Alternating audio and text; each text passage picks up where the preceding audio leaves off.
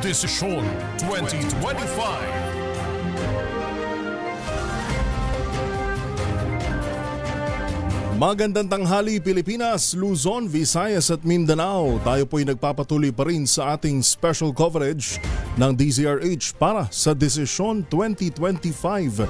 Ngayon pa rin pong national and local elections. Kami po ang inyong makakasama.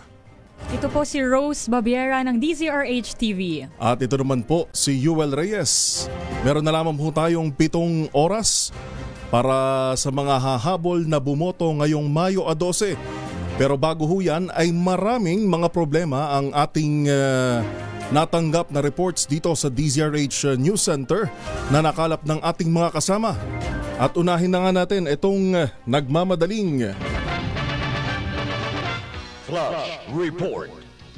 Flash Report! 2 poll watchers sa isang presinto sa Abra na nag-shade umano ng balota ng isang botante pinaalis na.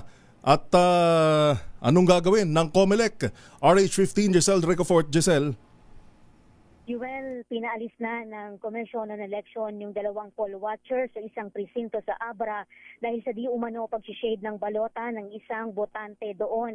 Ayon kay COMELEC Chairman George Garcia, hindi otorisado, walang karapatan ang sinumang poll watcher na tulungan sa pagboto ang ating mga kababayan. Tanging miyembro raw ng Electoral Board yung maaaring tumulong na mag-shade ng balota ng mga priority sector o kaya naman ay yung mga illiterate. Isasama yung pangalan ng 2 poll watcher na yan sa minutes of voting at kakasuhan sila ng komisyon. Tanong ni Chairman Garcia ngayon, bakit kaya hinayaan ng Electoral Board na yung mga poll watcher na yan ang mag-shade ng balota ng isang boto sa lugar? Para sa Desisyon 2025, ito si Giselle Ricafort ng DZRH, una sa Pilipinas, una sa Pilipino. Maraming salamat, Giselle Ricafort. Babalikan ka namin mamaya para sa mga updates mo sa pag-iikot kay COMELEC Chairman George Garcia. Flash Report. Flash Report. Desisyon 2025.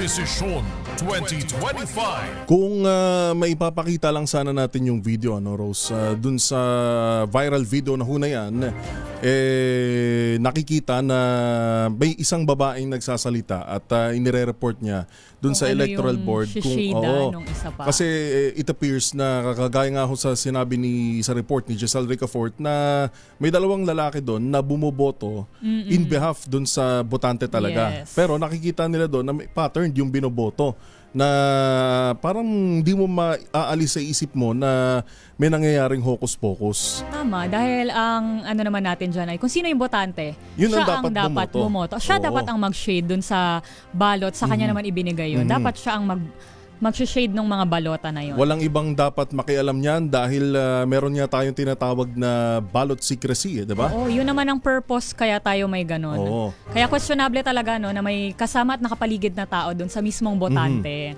Kaya kung meron ho kayong mga iba pang mga reports na ganyan, lalo ho sa mga nakikinig sa atin, padala nyo, itag nyo ho kami sa Facebook at sa X o dating Twitter. I-post nyo yan. Sabi nga ni COMELEC Chairman George Garcia, kung may makita kayong anumang kahina-hinala na mangyayari ho sa inyong lugar na may kinalaman sa eleksyon, kami na ho, sa tulong ho ng DZRH, i-mention nyo ho kami at DZRH News, hashtag Desisyon 2025 upang makita din ho namin at maiparating natin sa Commission on Elections. For sure, hindi lang ito. Yung mga nangyayaring parang may something sa halalan. Kanina pa no? Kanina pa, sinalubong tayo ng iba't ibang hinaing at reklamo mula sa mga kababayan nating bumoboto. Kaya kayo yung mga magiging mata natin. Katulong ang ating mga taga-pakinig, taga-subaybay dito sa DZRH at DZRH Online. Siyempre, maaari rin ho kayong mag-message sa amin via DZRH text line. Nandyan ho ang ating 0919-282-6485. Nakuha na natin, Rose, ang Datu Odin Sinsuat sa Maguindanao sapagkat kanina ho ay hindi ko lang alamin natin kay Jundi Makutak kung hanggang sa ngayon ay hindi pa rin ba matuloy-tuloy ang eleksyon dahil hinaharang mula doon mismo sa lugar na kung saan nandoon, Rose, yung election paraphernalias tulad ng ACM o yung automated counting machine, hinaharang. Hindi na raw pinapaboto. Hindi pinapaboto, oo. Kaya ating alamin kung ano ang sitwasyon live sa Dato Udin-Sin Suat RH19. Jun Dimakutak, Jun. Yes, Elaine. Si Elaine makasama natin. Si Rose Babiera, Jun, ng DZRH TV. Rose, okay, Rose, Yuel. Until now, wala pa rin nagaganap na botohan dito sa Dato Udin-Sin Suat.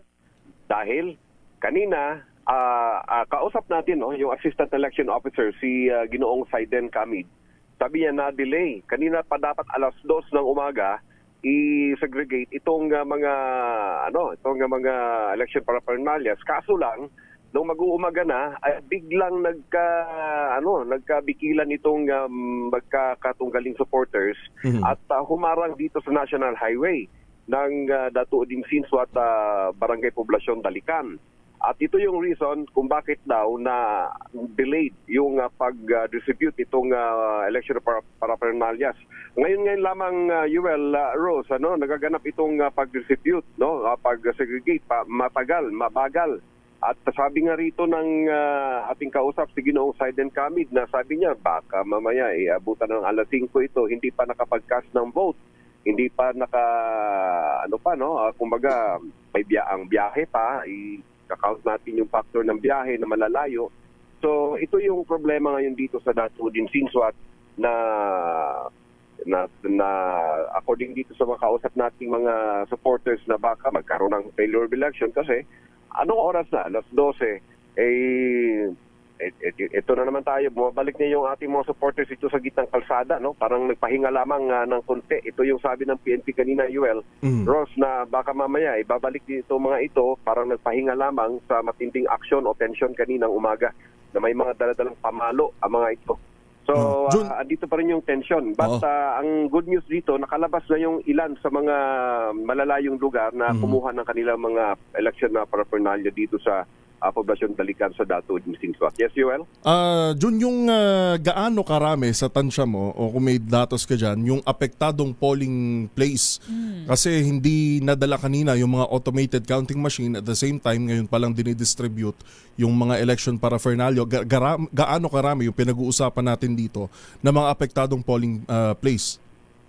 Wala akong exact figure yan, Yuel, but nasa more than 30 plus ang barangays ng Dato Udin-Sin Suat. So lahat yun apektado? 30 plus. Apektado yan lahat. Grabe. Wala pa talaga nakapagsisimula as of now. Nako. Para na tayong naging PLDT rito kasi tatawagan yung iba't ibang mga kaibigan natin from coastal areas kung ano na nangyayari. Bakit wala pa rin dumarating na sa kanila. Ang dami na nag-uwian. Ito nga pala, dito sa may Poblasyon Dalican, ang mag-take over dito ngayon na BEIs ay itong ating mga kapulisan. So confirm na, Jun, na ang mag-take over na Board of Electoral Inspector dyan ay mga pulis, PNP na mismo?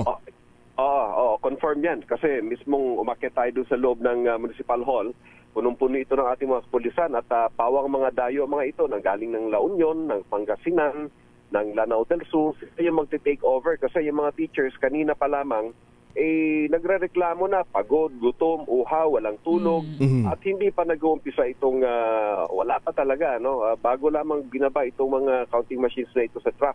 So sa mga oras na ito ito pa rin at nariyan pa rin ang tensyon. Bago mo lang ituloy yan, Jun, pipindutin ko lang to saglit.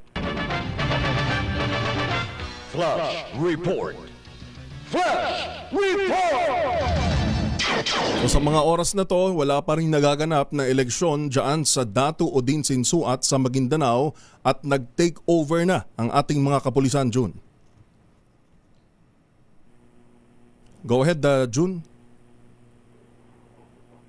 Alright, babalikan natin. Naputol ang linya ni RH19 Jun Dimakutak. Samantala, Rose, takuan muna natin. Balik tayo dito sa Metro Manila. Sige. Pagpasok na ni Marikina mayoral candidate Stella Kimbo, itinangging nasa likod ng pagpapakalat ng fake news versus kay congressional candidate Marcy Teodoro. Sa mismong araw yan ng halalan. Ang mga detalye tinutukan ni Edniel Parosa. Edniel? Magandang tanghali, Yuel at Rose. Nagsalita na si Marikina City Congresswoman at mayoral candidate Stella Kimbo sa fake news nga na iniugnay sa kanyang pangalan na lumabas kanina o ngayong umagang ito. In particular, matapos maaresto itong isang lalaking di umano'y nagpapakalat ng peking dyaryo naman ang paninira kay congressional candidate at ngayon ay Mayor Marcy Teodoro. Sa ambush interview ng media sa barangay SSS Village Elementary School sa lungsod ng Marikina, sinabi ni Kimbo na imposibleng ang kanilang kampo ang nasa likod ng naturang pagpapakalap ng peking balita. Patig niya o kanyang dahilan ay hindi naman niya direktang kalaban si Mayor Marcy sa pagka-kongresista. Pagkus, ito ay bumababa kay ngayon Senador Coco Pimentel para sa unang distrito ng lungsod ng Marikina sa Kasayan. Sila pa nga umano, ang kampo ng mga Kimbo, ang nakararas ng kaliwat ka ng fake news itong panahon ng 10 araw na pangangampanya. Pakinggan natin itong mayoral candidate.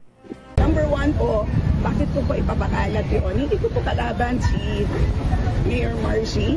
Ang kalaban po niya si Senator Congressman Coco Pimentel. I have absolutely no reason in the first place. So, pero, gayon pa man, madali pong ipapirma ang status ng mga COMELEC cases po. Reaksyon niya ng kongresista at ngayon kandidato sa pagka-alkalde nang maaresto ng Marikina City Police kaninang madaling araw itong isang taga Maynila. Matapos manong mamigay ng tabloid may banner story na nagsasabing tinal na ang disqualification kay Mayor Teodoro. 2 buwan daw silang binayaran para magpamudmud ng peking tabloid at nakatakta sana silang magkita sa may Santo Niño, barangay Santo Niño ng barangay o ng Marikina ang maaresto ng ating mga kapulisan. Sabi niya, mayroon ako sa kanilang sahod na 1,200 pesos pero hanggang noong siya'y maaresto ng pulis ay hindi pa ito matatanggap ng suspect. Samantala, matapos ng bumoto itong si Congresswoman Kimbo ay nakatakda namang bumoto yung kanyang mga kalaban. Ang mag-asawa namang Congresswoman Maan Teodoro na tatakbo ngayong mayor. Si Mayor tatakbo naman sa pagka-kongresista. Maya-mayang mga between 2 to 4 p.m. ang hapon ng kanilang schedule. Siya hiwalay naman na paaralan dito sa may San Roque area sa bayan o sa lungsod pa rin ng Marikina. May sitwasyon matapos nga yung bagyong pagkatala dahil doon sa ACMs na nag-liyo ang balota kanina dahil sa pagiging sensitibo doon sa mga dumi o mali foreign objects scanner ay wala namang iba pang mga aberya o untoward incident sa ating ikutang paaralan so far. Yan ang sitwasyon dito sa City of Marikina para sa desisyon 2025. Ito sa Edniel Parrosa ng DZRH. Una sa Pilipinas, una sa Pilipino. Maraming salamat, Edniel. Maya-maya po ay babalikan natin ang Datu Udin Sinsuat sa Maguindanao at alamin natin kung ano ang mangyayari mamaya, kung ano nang susunod nito. Anong oras pa magsisimula ang botohan dyan dahil kung maaari, wag naman sana maideklara yung failure of elections. At saka kung meron ba tayong contingency plan mula sa COMELEC. Kaya dapat makausap din natin ang COMELEC. Oras ho natin, alas 12:24. Babalik pa ho tayo, inyo pa rin pong nakakasama. Ito po si Yuel Reyes. At ito po si Rose Babiera.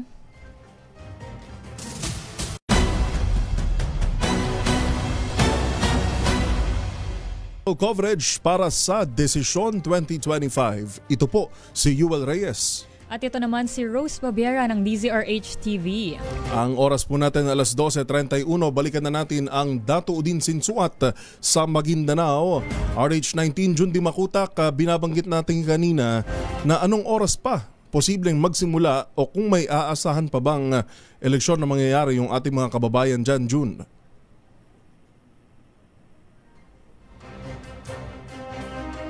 Go ahead, RH19, Jundi Makutak. Naputol ang ating linya kay June. Pero dakuan muna natin, Rose, yung ba mga PDL na boboto nagsimula kasabay din ng ngayon? bumoto. Kasabay nung pagbubukas ng 100% na mga polling places sa buong bansa. Higit 1,400 na PDLs o person deprived of liberty sa Bilibid ang bumoboto sa mga oras na ito. Tinutukan ni Giselle Ricafort ang mga detalye na yan. Giselle? Bumoboto na rin ngayon yung mga persons deprived of liberty sa Nubilin, Quezon. Mahigit 1,400 na mga PDL ang bumoboto sa NBP na sinaksihan mismo ni COMELEC Chairman George Garcia kanina. Ang sabi ng chairman, pinayagan na masaksihan din yung pagboto ng mga PDL na mga foreign observers. Kabilang sa mga PDL na kwalipikadong makaboto, yung mga hindi pa pinal yung kaso, nakaapila pa yung kaso o di kaya dinidinig pa lamang. Sinabi ng COMELEC Chairman na pagkatapos ng botohan dito sa mga PDL ay dadalhin yung kanilang mga balota sa mga polling precinct kung saan sila nakarehistro o registered voters. Idiniin niya na sa ilalim ng batas hanggat walang final judgment of conviction, karapatang pa ring bumoto ng isang individual. Hindi na makakaboto yung mga PDL kung lumabas na raw yung pinal na desisyon sa kaso at may kasamang criminal o civil liability yung hatol. Binanggit ni Chairman Garcia na noong barangay at SK election may 2 nakakulong yung nanalo pa rin bilang barangay chairman. Para sa Desisyon 2025, ito si Giselle Ricafort ng DZRH, una sa Pilipinas, una sa Pilipino. Desisyon 2025. Live yan sa Muntinlupa. Maraming salamat, Giselle. Samantala, balikan na natin si RH19, Jun Dimakutak. Jun. Go ahead, Jun.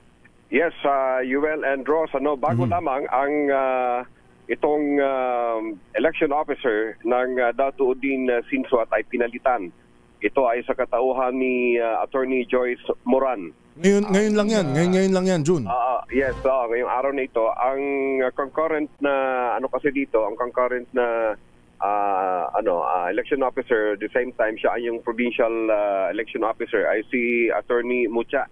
So, nasa level na lamang ng provincial level itong si Attorney Mucha at ngayon ay hindi na siya yung election officer ng DOS mismo ng Datuudin Sinsuat at meron ng bagong na itong election officer sa katauhan ni Attorney Joyce Moran habang ang assistant election officer naman ay si Ginoong Saiden Kamit na kahuntahan natin mula pa kanina na sa kanya tayo kumukuha ng mga latest updates sa buong munisipyo ng Datuudin Sinsuat na kung saan ay isa ito sa mga under COMELEC control at sa ibabaw namin dito UL and Ross makikita natin ang paikot-ikot ng 2 kambal na helicopter mula pa kanina ito paikot-ikot at bago lamang sabi ko nga kanina na medyo nagpahinga lamang ito mga nagbarikadang mga grupo dumaan na nga dito sa atin habang nagko-commercial tayo kanina dumaan dito sa harapang bahagi ko. At dito ay ang dami nilang dalang pamalo. At tinanong ko nga kung anong grupo. Walang nagsasalita. Pagkos ay sumisigaw lamang ng Allahu Akbar. Pero anong ginagawa ng pwersa ng PNP natin dyan? Kontrolado naman, no? Nasa top of the situation nitong ating local authorities dito. Makikita nga natin dito yung mga padala kong picture sa ating RHTV, yung mga bakal. I mean, itong mga tangke ay nasa along the highway. Itong ating mga patrol cars ay along the highway. At yung ating PNP, talagang hindi mahulugang karayom yung ating PNP rito. Pagpasok ko nga kanina sa may munisipyo ng Barangay Dalikan ay halos yung ating kapulisan ay naroon habang inihahanda para maging PEIs sa mga oras na ito. So merong aasahan June na eleksyon yung ating mga kababayan. Dahil yan ang yan ang pinaka worst case scenario na maaring kahantungan kung hindi matutuloy ang eleksyon, failure of election. Nabanggit nyo kanina na nag-uuwian na yung mga kaninang gustong bumoto sana. Gustong bumoto, maaga. nakapila, na nag-uuwian. Ano ba yung mga opisyal na pahayag sa kanila? Tama kayo, nag-uwian na nga, pati yung mga teachers, nag-uwian na rin mula pa kaninang umaga. Kaya nga ito at may mga debriefing ditong nagaganap sa ating mga kapulisan na sila magte-take over dito. At hindi lang yung mga teachers natin ang nagsipag-uwian, marami din sa mga botante natin ang nagsipag-uwian na rin sa iba't ibang barangays ng Datuudin Sinsuat. Halimbawa na lamang dito sa may barangay Semba, yung isang sarili school dyan kanina pa, ang mga maaga pa, yung ating mga PWD, yung ating mga senior citizens, until now ay hindi nakaboto. So kanina pa lamang mga 11 o'clock, nagsipag-uwian na. So kung meron mang boboto, kukunti na lamang. According nga kanina sa COMELEC, yung 95% na inaasahan ay hindi na yon ang makakast na vote. No? Nasa mga 5% na lamang dahil wala nang boboto wala nang mga tao halos dito sa barangay Dalican kung saan tayo ay naririto ngayon. Alright, babalikan ka ulit namin mamaya June para sa iba pang update. Ang ma-action ngayon ay itong Buluan, no? So sikapin natin na makakuha rin tayo ng update sa Buluan dahil sa mayroong 60 plus na mga flying voters ang hawak ngayon ng local government unit at parang ito-turn over nila ito sa ating local authorities. Para sa Decision 2025 RH19, June Di Makutak, DZRH, una sa Pilipinas, una sa Pilipino. Decision 2025. Maraming salamat, June Di Makutak. Sunod naman yan, Yuel, no? Naghahanda naman ang Bataan Provincial Police Office ngayong mga panahon nito. Nag-inspeksyon sila ng mga presinto para matiyak ang seguridad ng mga botante ngayong halalan. Antabayanan natin ang ulat dyan ni RH37 Danny Kumilang. Danny?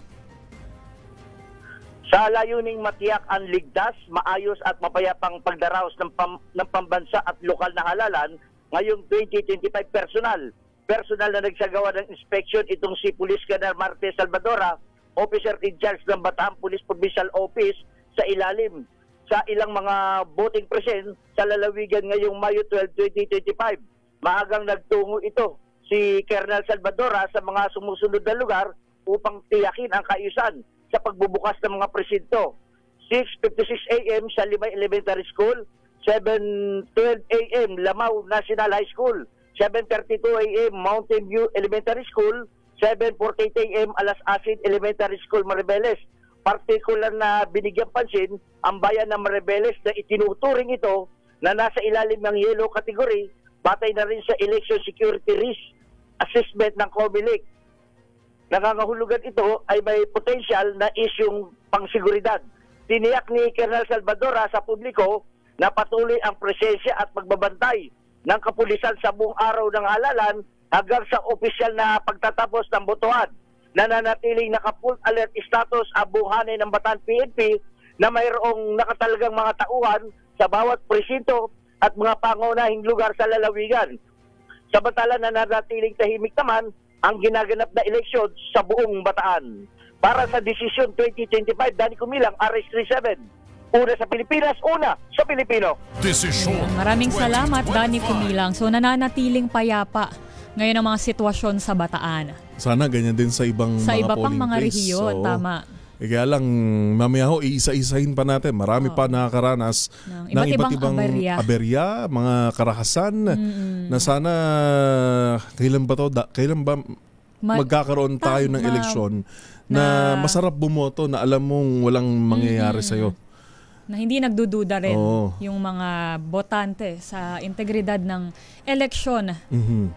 Mamaya ho, babalikan pa natin ang iba pang mga balita dito pa rin sa nagpapatuloy na Decision 2025 Special Coverage. Inyo pa rin pong nakakasama. Ito si Rose Babiera ng DZRH TV. At ito po si Yuel Reyes. Oras natin, 20 minuto bago mag-alauna. Ang oras na Decision 2025. Ang oras po natin, alas 12:44. Inyo pa rin pong nakakasama. Ito si Rose Babiera ng DZRH TV. At ito po si Yuel Reyes. Dakuan na natin. Alamin muna natin ang sitwasyon kung kanina galing tayo sa probinsya yung kanina? Bataan, ayan. Kamustahin naman natin, isang vote-rich area din at pinakamalaki, ang Central Luzon, CRH25, Grace Sansano. Miss Grace, kamusta dyan? Newell Rose, patuloy sa gitna ng matinding init ng araw, nagsisiksikan pa rin ngayon at pila-pila ang ating mga kababayan para bumoto at humabol nga ngayong eleksyon. Bagamat sa ngayon, nakadeploy pa rin ang mga kapulisan sa mga polling precincts. Ito ngayon ang tiniyak ng Regional Command sa pamamagitan ng Brigadier General Gene Fajardo, ang Regional Director ng PNP dito sa buong Region 3. Sa ngayon, umiikot pa rin ang armor personnel vehicle ng mula sa Philippine Army sa bahagi ng 4th District ng Nueva Ecija, kung saan ito ang patuloy na tinututukan. Samantala, marami na sa mga kandidato na mga tumatakbo ngayon ang nakaboto na. Halimbawa, ang mayor ng Cabanatuan City, kung saan ang Cabanatuan City ang isa sa mahigpit na tinututukan ngayon ng COMELEC at ng PNP ngayong eleksyon, lalo na sa mga kandidatong tumatakbo sa 3rd District. Gayon din ang City Mayor. Si dating Mayor Jay Vergara ng Cabanatuan City, nakaboto na ito sa bahagi naman ng sa Sulweta Elementary School. At ilan pa sa mga kandidatong matataas na opisyal ay ang governor ng Cagayan, si dating Governor Manuel Mamba, na tumatakbo naman sa pagka-vice-gobernador ngayon. Maging ang 4th District ng Nueva Ecija na tumatakbong kandidatong muli, si Congressman Emeng Pascual. Kasabay niyang bumoto ang kanyang kapatid na si Cagapan City Mayor Joy Pascual at ang Vice Mayor na si Max Pascual. So sa ngayon, umiikot ang Provincial Director ng PNP na si Colonel Ferdinand Hermino, at umaapila pa rin ito sa mga magkakatunggaling kandidato na pagsabihan ang kanilang mga supporters, dahil dito nagmumula ang mainit na iringan. Bagamat sa ngayon ay patuloy pa rin ang pagdagsa nga ng maraming mga botante, ang isa sa mga dahilan ng pagkabalam ng mga pagboto ay may mga ilang medyo nagkakaroon ng aberya ang mga mga paraphernalias nga. Isang halimbawa, sa bahagi ng Aurora, nagkaroon ng mabagal na pagboto yung ating mga botante dahil sa hina ng sinasabing signal. Sa bayan lang ng San Luis, ilang minuto na nakatenga ang pila ng mga botante. So far, Grace, so far wala ka naman na itatalang untoward incident sa Central Luzon? Sa ngayon, wala pang mga untoward incident. Pero may mga report tayo na natatanggap. Halimbawa, yung mga na-advance na nalalagyan ng indelible ink, yung kanilang mga, yung daliri, yun yung ilang mga kino-contest ngayon. At maging yung umiikot na ilang mga kandidato, umiikot pa rin at visible pa rin na nakikita. Iyon ang ilan sa mga kino-contest ngayon dito sa bahagi ng Nueva Ecija. Alright, so, makikibalita muli kami mamaya sa iyo, Grace, at sana hanggang mamayang hapon ay walang mangyaring anuman dyan sa bahagi ng Central Luzon. Sana nga, sabi nga ng mga matataas na opisyal ng PNP, matawid natin na maging itong eleksyon na ito. So yan, Yuel, ang ating update para sa Desisyon 2025. Ito si RH25, Grace Vera Sansano. Una sa Pilipinas, una sa Pilipino.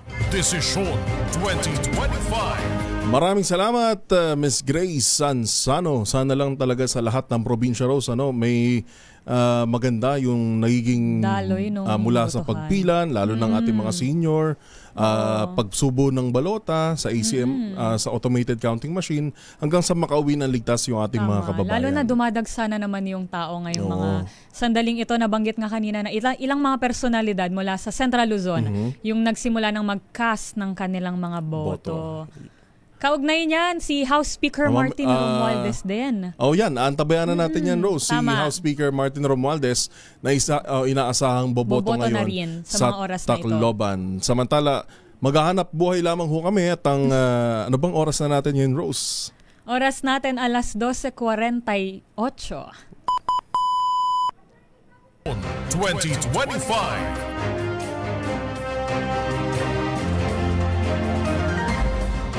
7 minuto bago ho mag-alauna ng hapon, tuloy-tuloy pa rin po ang ating special coverage sa pangalan ho ng buong pwersa ng DZRH News na nakakalat po sa Luzon, Visayas at Mindanao. Mula naman dito sa DZRH News Center, DZRH Headquarters sa Pasay City, Metro Manila, kami pa rin po ang inyong nakakasama. Rose Babiera po from DZRH TV. At ito po si Yuel Reyes.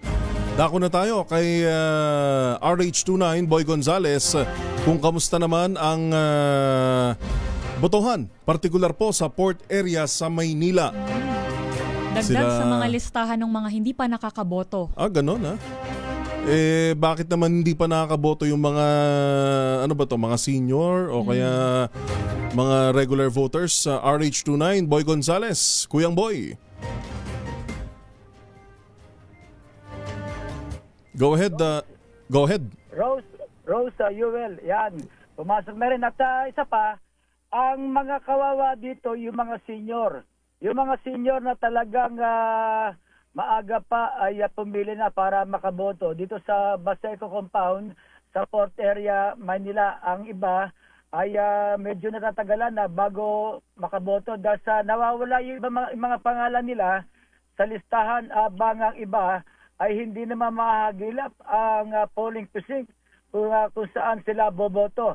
Dalawang magkatabing eskwela nito, itong nasa loob ng Baseco Compound, ang President Corazon Aquino High School at Senadora Benigno Aquino Elementary School. Karamihan sa kanila ay talagang matyaga na pumipila at para lang makaboto, at ang iba naman sa kanila ay nawala na daw ang pinadalang voters information sheet. Mas maigpit yung seguridad nga sa loob sa mga miyembro ng Manila Police District na nakakasakop dito sa naturang lugar. Napakarami reklamo ang natanggap natin mula dito sa mga paaralan sa Torres High School, sa Raha Sulaiman, sa Binondo. Ang Torres High School dito sa may Juan Luna, sa Tondo, Librada at Birino, dito naman sa area ng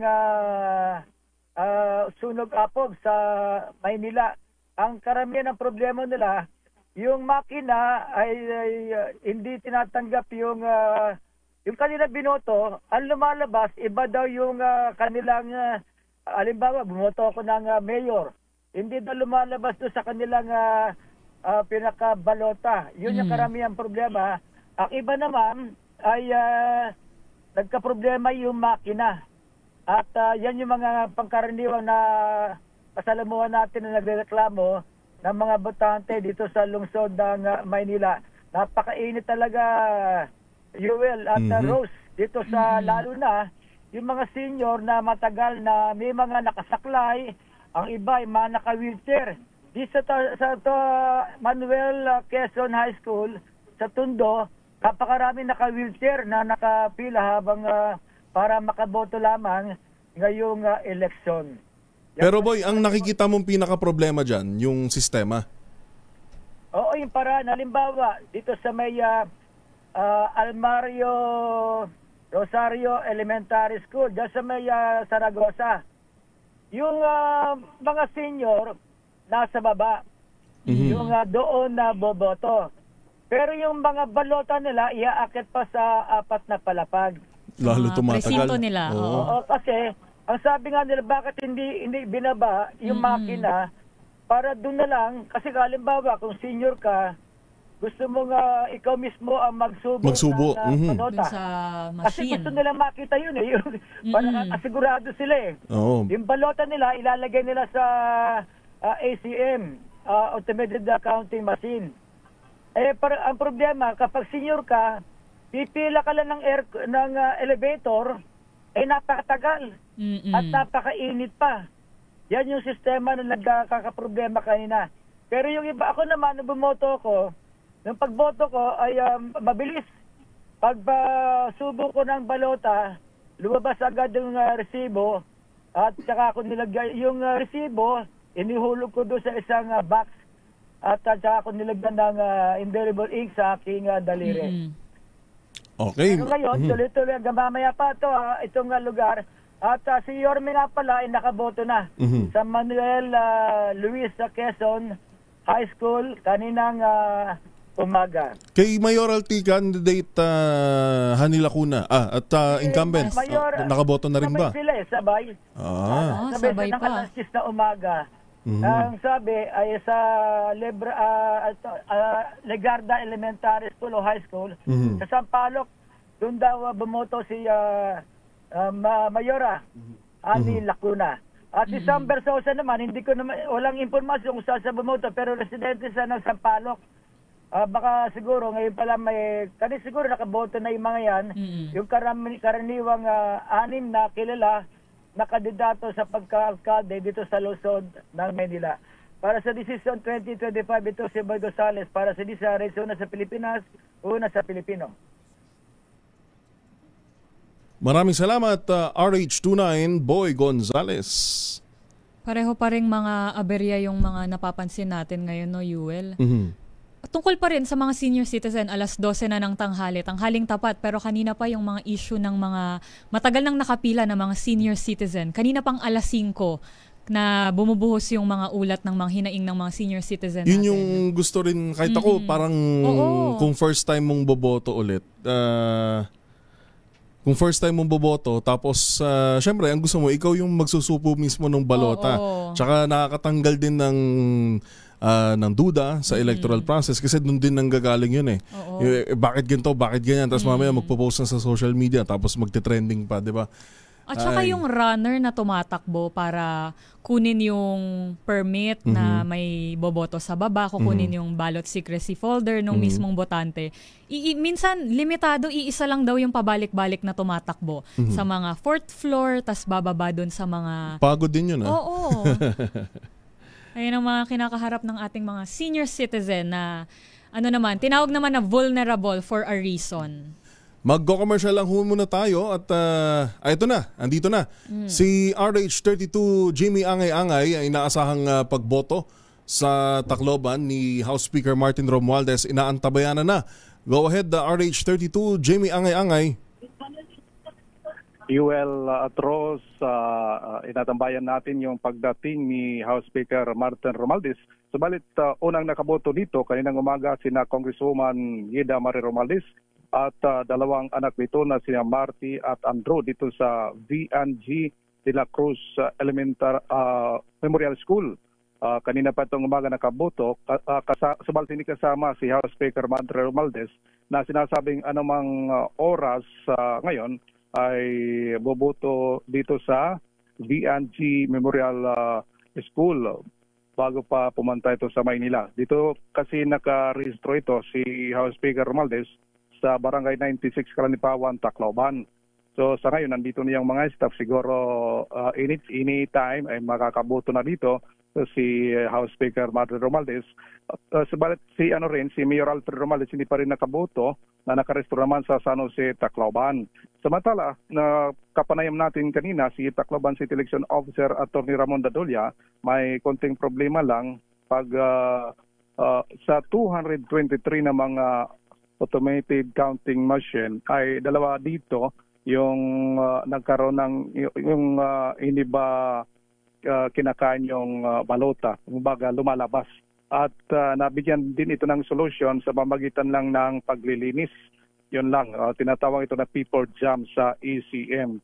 Sa tala naman ng Comelec sa Eastern Visayas, ayon kay Attorney Chris na Ilardo, na halos 100% naman ang report nakabukas ang mga polling precinct dito sa Eastern Visayas. Yung iba, siguro hindi pa naka-connect hindi pa naka-report sa kanila, kaya yung inantabayanan ng Commission on Election dito sa Eastern Visayas. Siguro babalik tayo, Yuel at Ross, kung makadating na dito, makaboto na si House Speaker Martin Romualdez.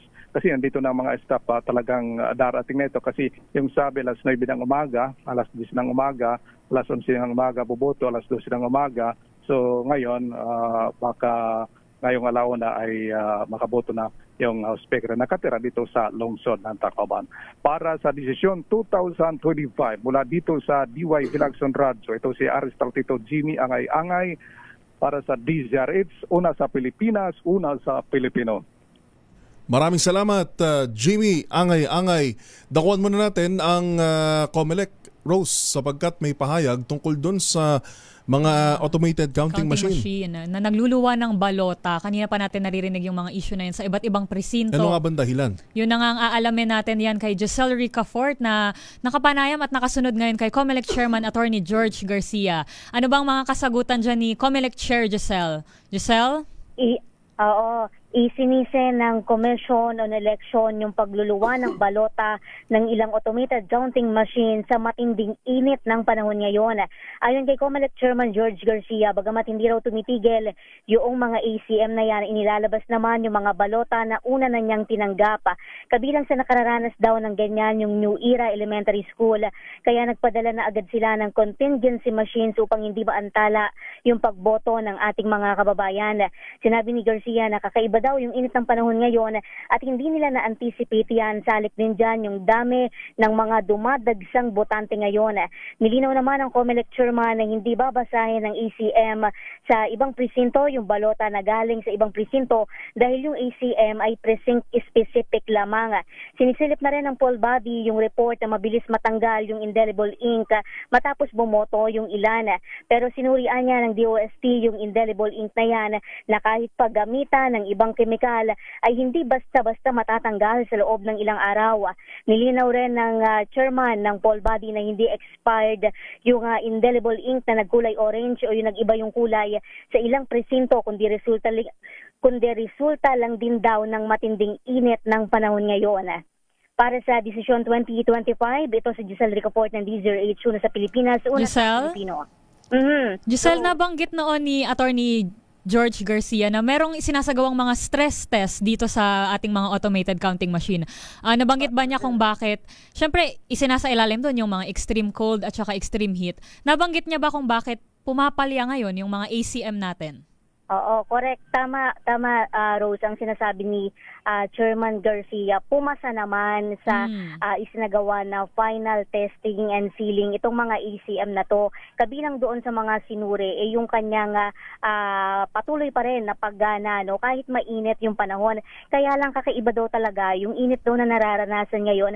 At yung ganyan katinding init ng panahon, ang hindi raw na-anticipate ng komisyon kung bakit, iyan yung dahilan kung bakit pumapalya o nagluluwa ng balota yung ilang ACM na ginagamit doon sa mga voting centers. So yung matinding init ng panahon, yung kanilang itinuturong dahilan na kahit pa nagsagawa ng mga pagsusuri parang iba daw ba't talaga. Ganun? Pag mismong araw talaga siya pumapalya, no? Ngayon. Oo. Pero saan ang susunod na lakad ngayon, Giselle, ni COMELEC Chairman? Si Chairman Garcia, Yuel, ay bumalik sa Maynila para kumustahin naman yung mga kababayan natin na nandoon sa mall voting, yung bumoboto sa mga mall. Mamaya babalik si Chairman Garcia mula sa kanyang pag-iikot sa ilang lugar sa Cavite at diyan nanggaling na rin siya sa Muntinlupa. Ngayon nga ay nandiyan naman siya sa may lungsod ng Maynila. Mamaya naman ay bibisita siya doon sa kanilang sa may NTSC, sa may PITX sa Parañaque City. At mamaya sasamahan din natin si Chairman Garcia sa opisyal na pagsasara ng botohan. Alas 7 yan ng gabi sa may Makati High School. Literal na mula madaling araw hanggang sa pagtatapos ng eleksyon. Maraming salamat at ingat, Giselle Ricaport. Salamat, Yuel, para sa Desisyon 2025. Ito si Giselle Ricaport ng DZRH, una sa Pilipinas, una sa Pilipino. Desisyon 2025.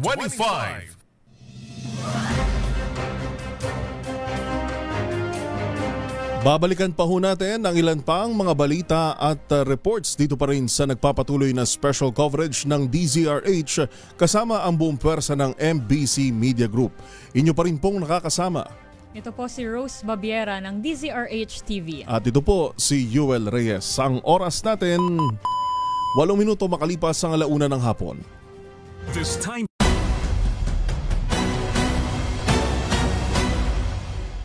2025. Desisyon 2025.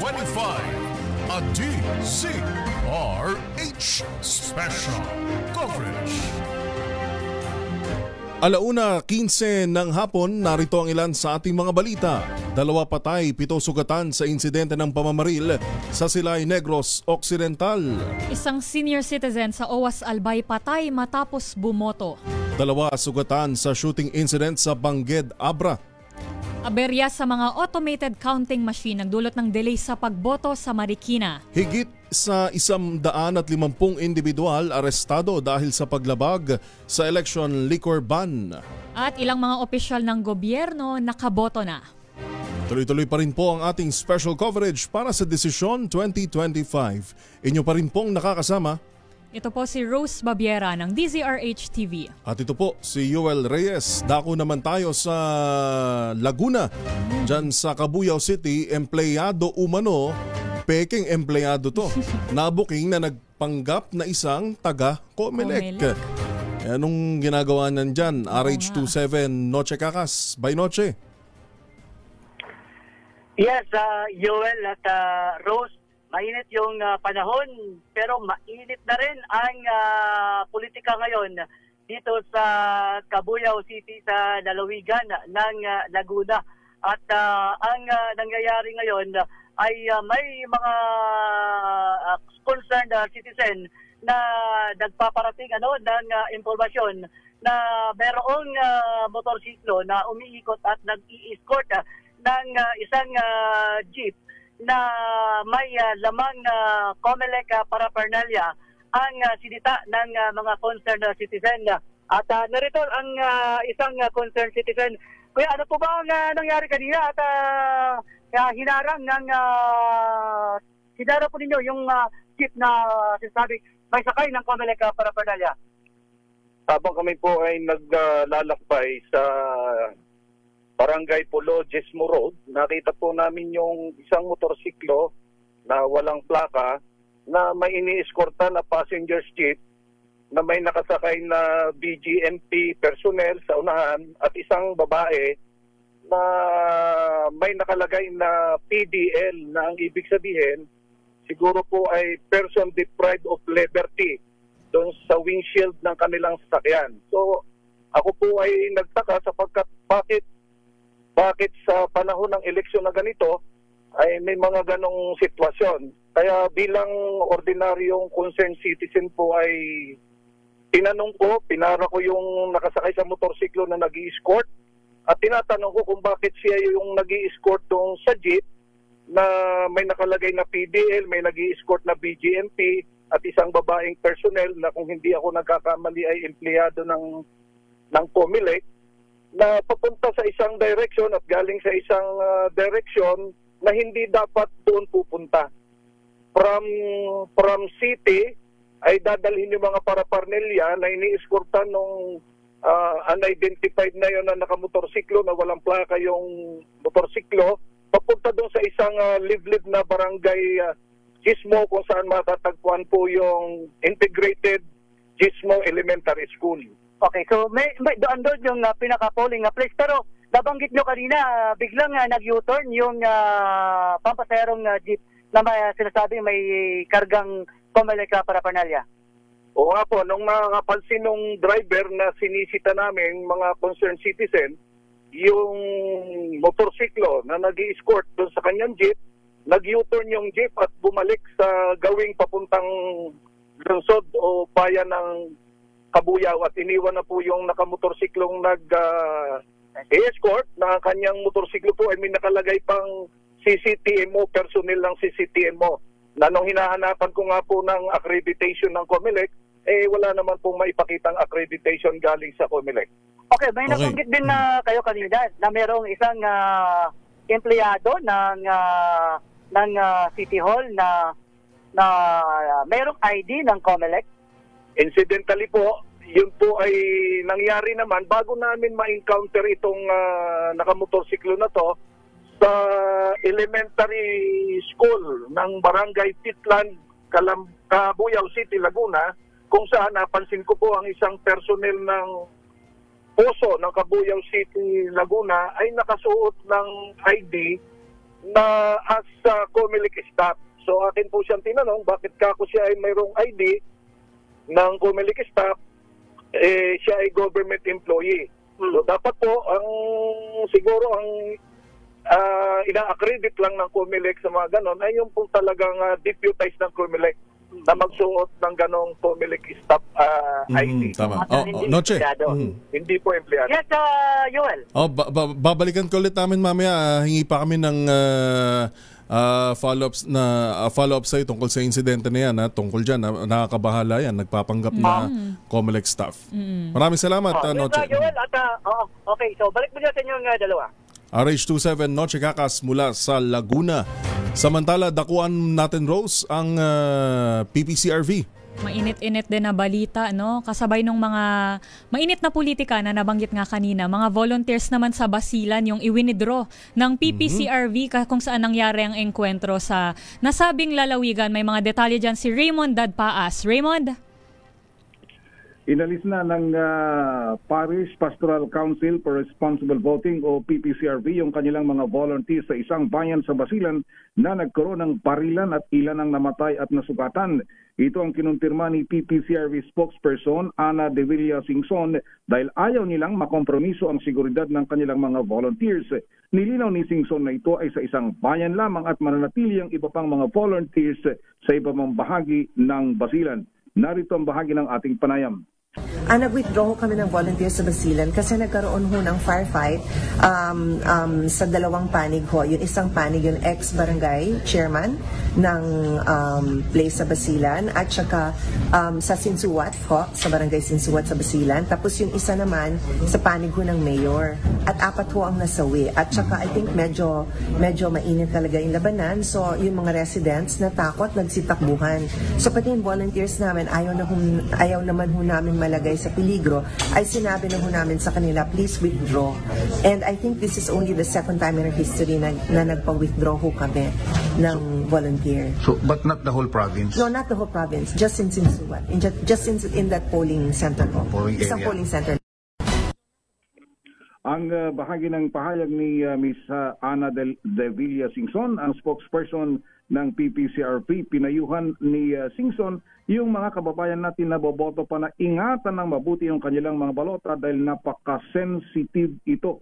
Napakatindi yung dahil napakarami nilang mga reklamong natatanggap na sa ngayon na nagkakaroon ng overvoting dahil kahit napakaliit na tuldok lamang na makita ng makina ay binabasa ito, kaya't ang marami ang nagtataka kung bakit sumusobra yung kanilang bilang ng mga ibinoboto sa kanilang mga balota. Mula dito sa PPCRV Action Center, dito sa Sampaloc, Maynila, para sa Desisyon 2025, ito si RH28 Raymond Dadpaas, una sa Pilipinas, una sa Pilipino. Desisyon 2025. Maraming salamat, Raymond Dadpaas. Samantala, 2 naman ang sugatan dahil naman sa isa pang engkwentro sa Davao del Norte. Hindi na matapos-tapos. Kaya nga, sunod-sunod ng mga balita natin dyan. Jun Suter ng Aksyon Radyo Davao. Jun. Yes, magandang hapon. Isang nagkabarilan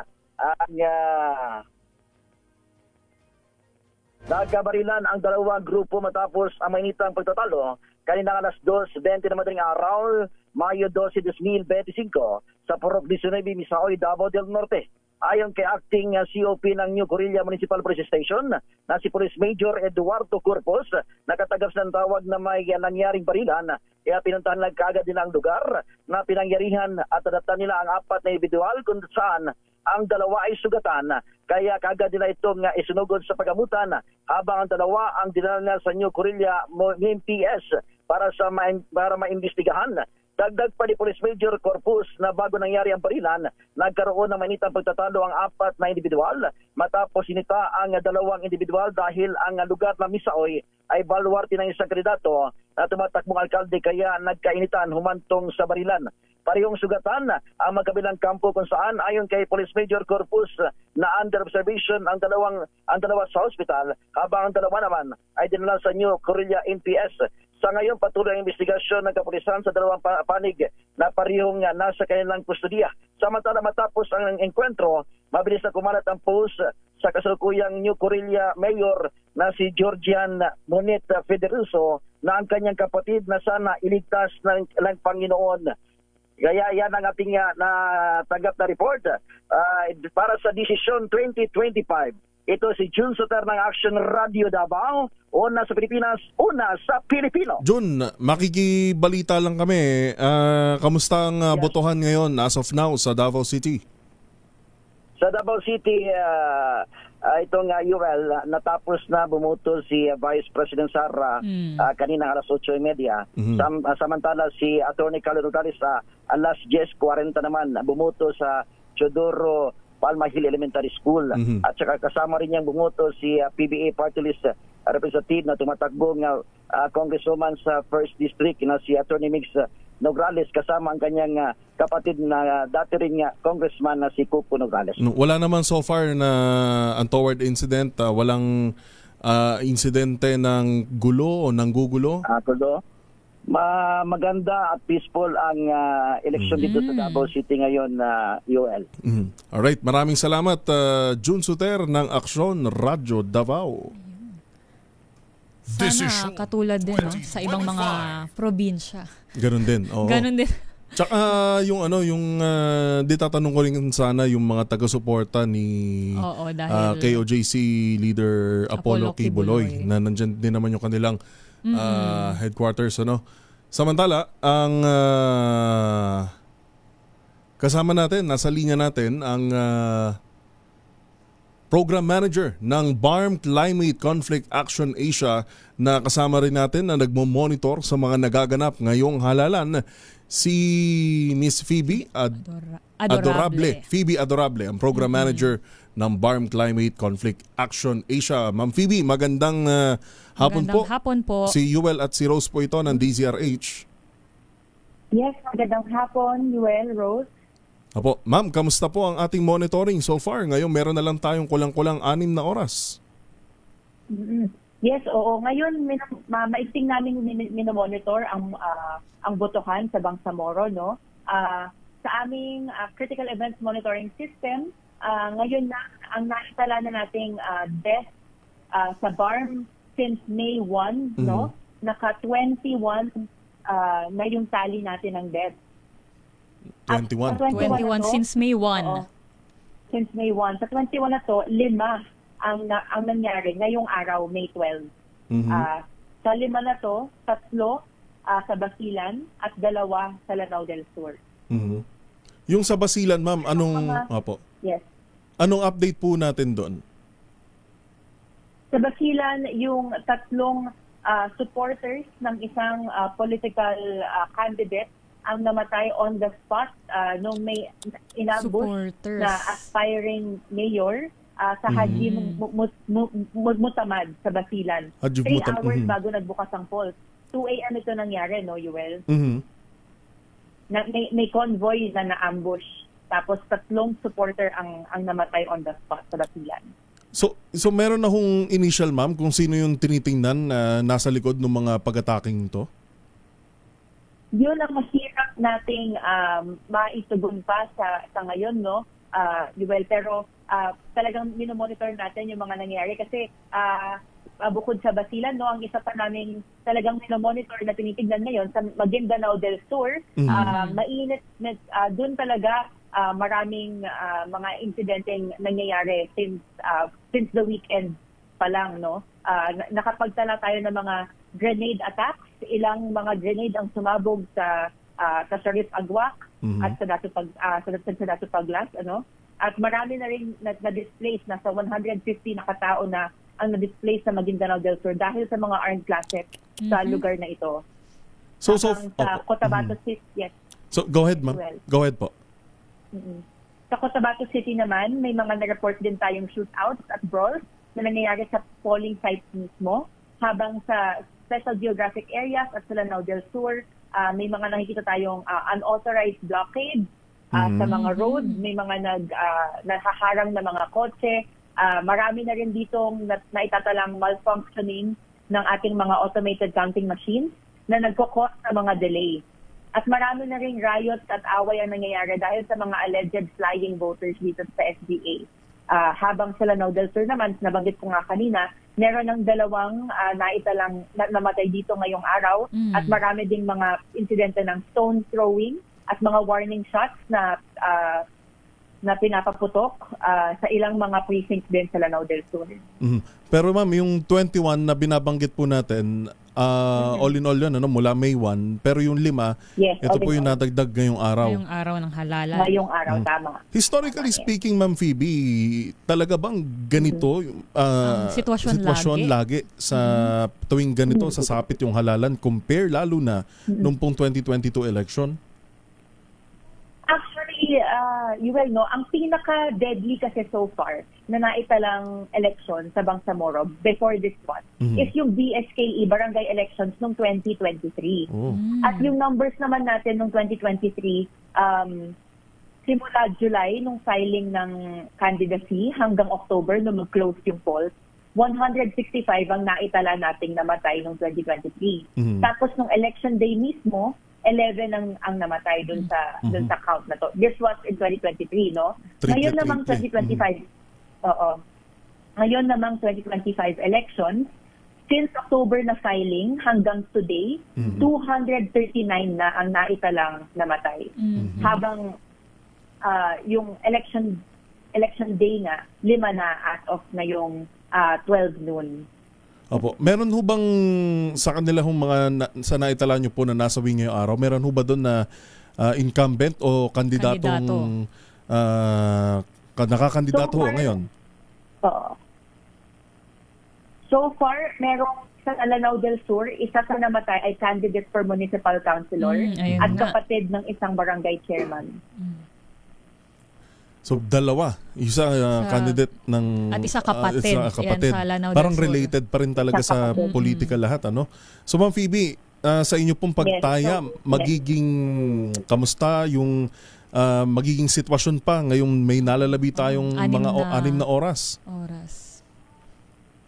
Kailangan talagang bantayan na maigi, no? Lalo na sa Dato Odinsin Suwat sa Maguindanao del Norte, no? Kung saan ito po yung isa sa mga municipals na unang nai-put under COMELEC control dahil nga maalala natin dito din nangyari yung namatay na election officer at ang kanyang husband nung March pa lang.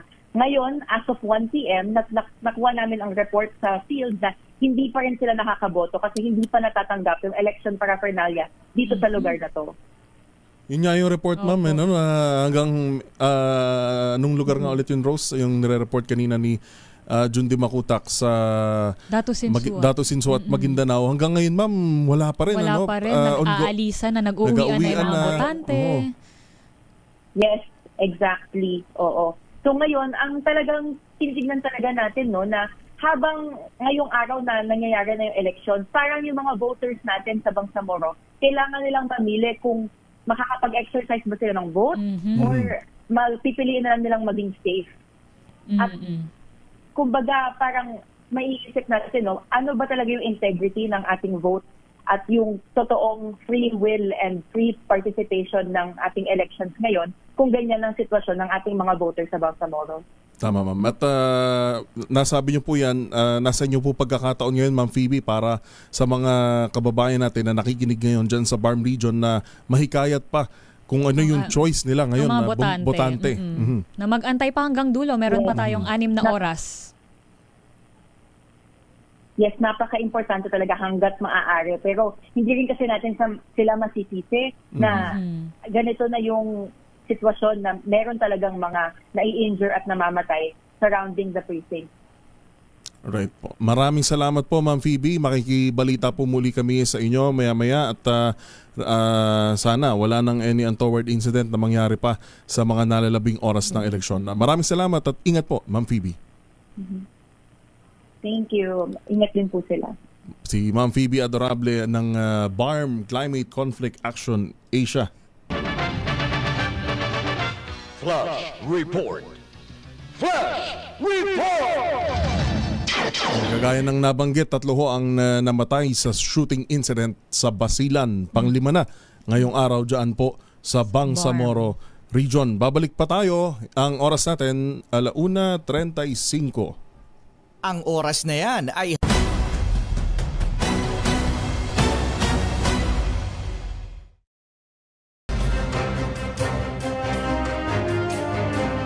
Desisyon 2025.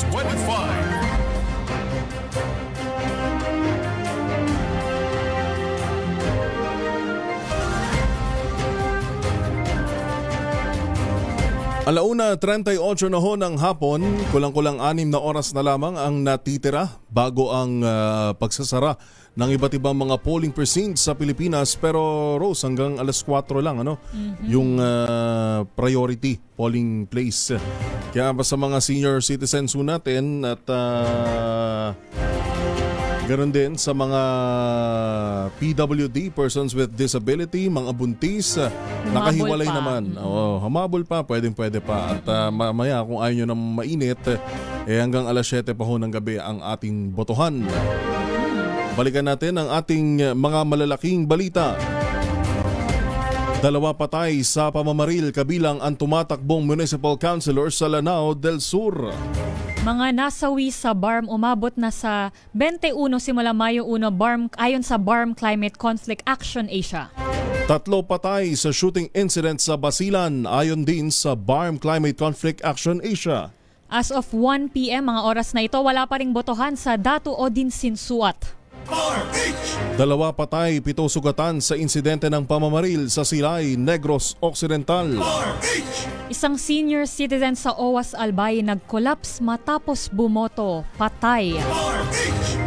2 sugatan sa shooting incident sa Bangged, Abra. Mga residente sa Baseco Compound, Port Area, Manila hindi pa rin nakakaboto. At patinding init ng panahon, dahilan ng pagluwa ng ACM sa mga balota ayon sa COMELEC. Desisyon 2025. Dakuha naman natin ang labas bulitahin ng ating himpilan.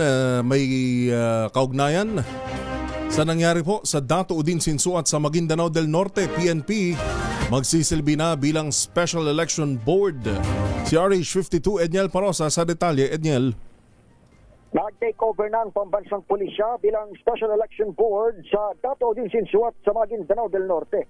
Kasunod ito ng tensyon sa lugar na nagdulot ng pagkaantala nang simula ng botohan hanggang ngayong tanghali o hapon. Ayon kay BARM Police Spokesperson, Police Lieutenant Colonel Joey Ventura, kontra kasi ang isang partido sa mga tauhang itinalaga ng Commission on Elections para sa bayan. Sa panayam dito sa Campo Crame, sinabi ni Ventura na higit 312 mga tauhan ng PNP ang papalit bilang mga miyembro ng SEB. Pakinggan natin siya. Bago po ilabas yung mga election paraphernalias natin doon sa munisipyo po ng Datu Odin Sinsuat, nagkaroon po ng protesta itong mga supporters po ng UBJP. So umabot po yan hanggang ngayong almost 10 o'clock po, sir. So nagkaroon po ng negotiation. Ang pinoprotesta po nung isang vice mayoralty candidate is kung pwede police daw po yung mag-act as SEBs. Then in the end, sir, naayos naman po. At yun na nga po.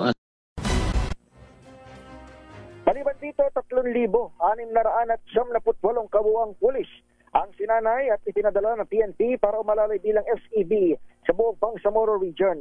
Una nang inilagay sa COMELEC control ang Datu Odin Sinsuat. Makarang itumba ang isang poll officer itong buwan ng Abril.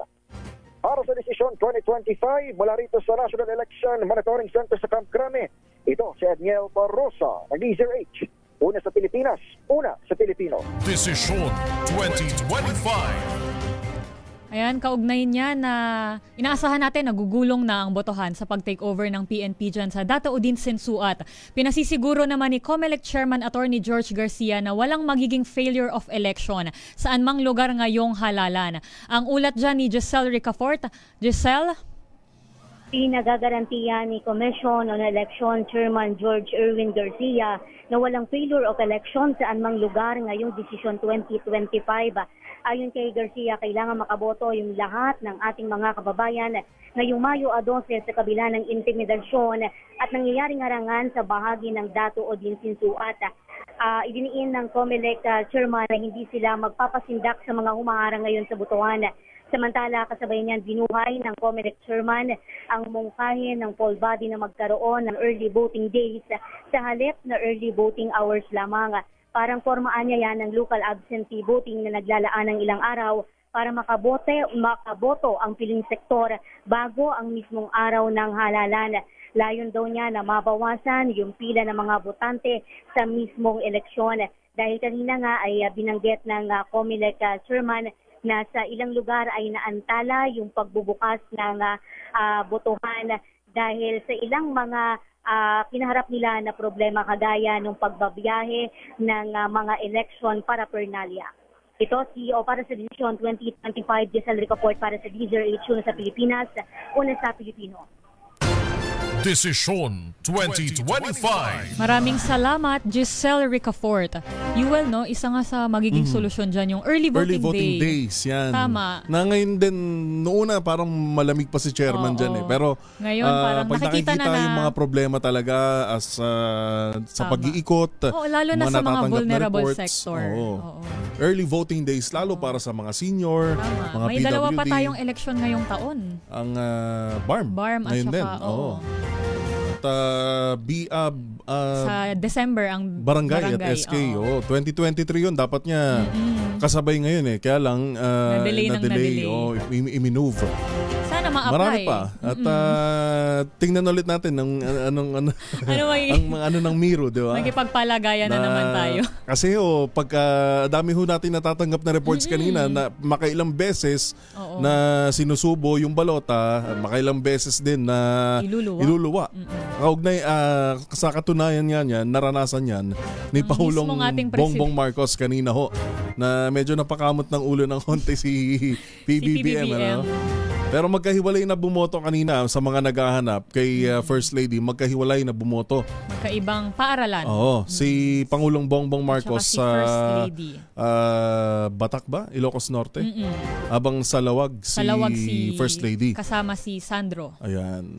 Pero si Sandro Marcos, ang alam kasama niya kanina. Kasama rin ni PBBM, doon siya bumoto pero sinamahan lang niya si First Lady. Ayan. At si VP Sara naman kagaya ng report kanina ni June Suter ay nakaboto na rin kasama ng kalaban ni dating Pangulong Rodrigo Duterte dyan sa pagka-alkalde sa Davao City na si dating Cabinet Secretary Carlo Nograles. Ayan. Hingi pa ho tayo ng update sa iba't ibang mga sitwasyon. Kaugnay pa rin po sa nagpapatuloy na Desisyon 2025. Inyo pa rin pong nakakasama. Ito po si Rose Babiera ng DZRH TV. At ito po si Yuel Reyes. Desisyon 2025. 1:46 ng hapon. 25. A DZRH Special Coverage. 11 minuto bago mag-1 o 2:00 ng hapon sa iba pa nating mga balita. Kinumpirma ni Negros Occidental Police Provincial Office Director Police Colonel Reinerio De Chavez na 2 ang patay at 7 ang sugatan sa shooting incident sa Purok Ipil-Ipil Zone 8, Barangay Mambulak, Silay, Negros Occidental kaninang umaga. Ayon kay Police Colonel De Chavez, sakay ng isang van ang punong barangay ng Lantad, Silay City na si Arnie Benedicto. Kasama ang grupo nito ng pagbabarilin ang mga biktima sa labas ng headquarters ng mayoralty candidate na si Mark Goles. Kinilala ang mga namatay bilang sina Albert Salimbot na dead on arrival pagdating ng ospital at si Romy Piedad, 45 anyos, sabang patuloy na ginagamot ang ibang biktima sa Riverside Medical Center sa Bacolod. Patuloy na ginagamot ang mga sugatan sa Riverside Medical Center. Nagsasagawa na ng hot pursuit operation ng pulisya upang mahuli ang mga sospek. Desisyon 2025. Nasawi naman ang 56 anyos na si Nestor Rensales matapos bumoto sa South Central School sa Barangay Ilaur Sur, Owas, Albay. Sa panayam ni RH18 Ruel Saldico kay Police Major General Nathaniel Jacob, hepe ng Owas, Albay, nakaramdam umano ito ng pagkahilo at hinimatay matapos dalhin sa labas ng presinto. Ito na nga po ang nangyari kay Mr. Nestor Rensales Sr. na habang nagboboto siya sa South Central School, nakaramdam siya ng pag-ihilo. Nagsabi siya kay misis niya. So, dinala siya sa labas and then hinimatay siya. Fortunately, nandun naman yung medical team ng DFP kung kaya nabigyan siya ng first aid and then nilipat kaagad sa Ligao City doon sa Josefina del Monte Duran Hospital. Rumesponde naman agad ang medical team ng Bureau of Fire Protection at nilipat si Rensales Josefina Belmonte Duran Albay Provincial Hospital. Ngunit idineklara na itong dead on arrival ng doktor. Desisyon 2025. Nasawi naman ang isang 56 anyos. Samantala sa iba pa nating mga balita, humigit kumulang 2 oras ang hinintay ng mga botante sa Marikina, partikular sa isang polling precinct sa SSS Village Elementary School. Sa ulat ni RH52 Edniel Parosa, ito'y dahil mayat-maya nagkakaaberya ang nag-iisang automated counting machine na gamit ng presinto at nagluluwa pa ito ng balota. Ayon sa technician, dahil raw ito sa foreign object o dumi sa balota na maaring nakaapekto sa scanner ng makina. Dahil dito binuksan muna ang ACM para linisin bago tuluyang tanggapin ang balota. Samantala kasama naman sa mga naghintay si Marikina Mayoral Candidate Congresswoman Stella Kimbo kasama ang kanyang asawa na si Miro Kimbo. Samantala, nakapagtala na ang Philippine National Police o PNP ng 159 na individual na lumabag sa liquor ban na ipinapatupad ngayong election period. Ayon kay PNP spokesperson Police Brigadier General Jean Fajardo, ang datos na ito ay hanggang alas 11:59 kagabi. Dagdag pa ni Fajardo, may kabuoang 201,438 na natauhan mula sa iba't ibang law enforcement agency ang ipinakalat, kung saan 163,621 dito ay mula sa PNP. Desisyon 2025. Nagtungo naman sa kani-kanilang presinto ang iba't ibang personalities ngayong umaga. Kabilang rito si dating Senador at Caloocan City Mayoral Candidate Antonio Sani Trillanes na bumoto sa Holy Infant Montessori sa Caloocan. Nakaboto na rin si Quezon Province Governor Helen Tan kasama ang kanyang pamilya. Habang si Manila Mayor Isko Moreno ay bumoto sa kanyang polling precinct sa Manuel L. Quezon Elementary School sa Tondo, Maynila. Ngayon din ang katunggali na si Mayor Hani Lacuna. Samantala, ang iba namang kandidato ng alyansa, yung 11 o 10? 11 pa rin. Presidential slate. Ang alyansa para sa bagong Pilipinas, nakaboto na kaya lahat? RH14, Ms. Leth Narciso. Ms. Leth.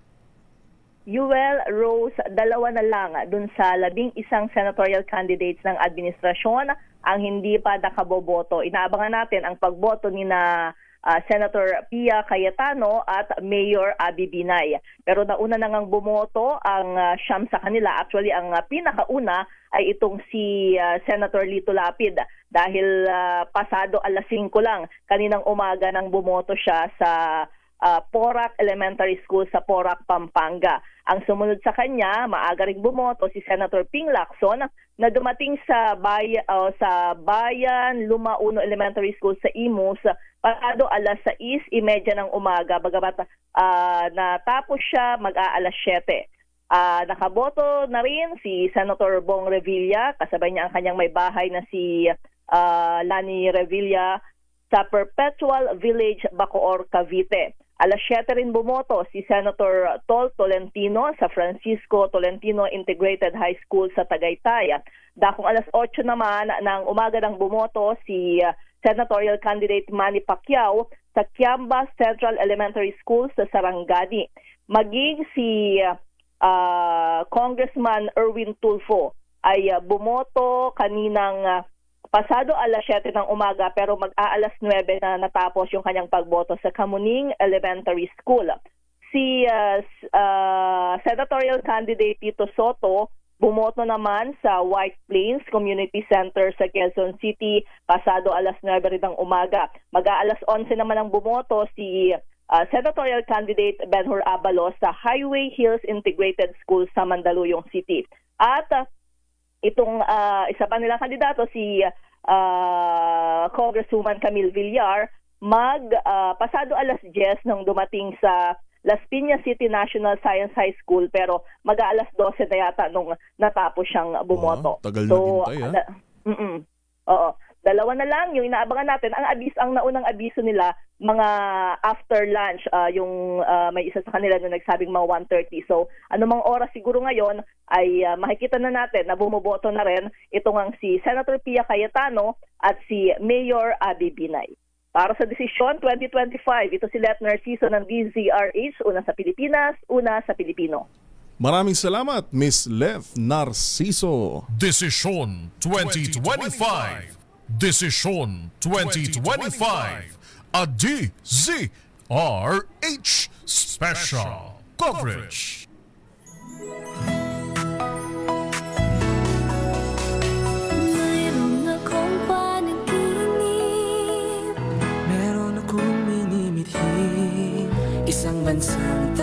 Kulang-kulang 5 oras na lang po ang nalalabi para sa Desisyon 2025 at magsasara na ang polling precinct. Pero hanggang alas 7 pa ho naman yan ng gabi kaya maaring humabol pa. Ikaw ba, Rose, nakaboto ka na? Oo naman. Ang inaabangan natin ngayon ng mga boboto, yung mga galing sa mga mga trabaho na mga hahabol. Pumasok pa rin dahil nga ngayon ay hindi naman regular holiday, special non-working. Kung pumasok ka, so no work, no pay. Pero kung pumasok ka ay additional 30%. At saka yung mga may mga international account na hindi naman na kailangan pa rin pumasok. Inaabangan natin yung pagdagsa pa rin ng mga tao sa mga susunod na oras dahil mas maganda naman ngayon, Yuel, no? Kasi mas pinahaba naman yung oras. At saka actually meron din tayong mall voting, ha. Mas convenient para sa polling, marami. 42 malls. Yung nagbukas ho ngayon ang para sa mall voting na mas convenient, tama ka, mas malamig, syempre lalo sa mga senior citizens, mga lolo't lola natin na boboto at hahabol para sa halalan pong ito.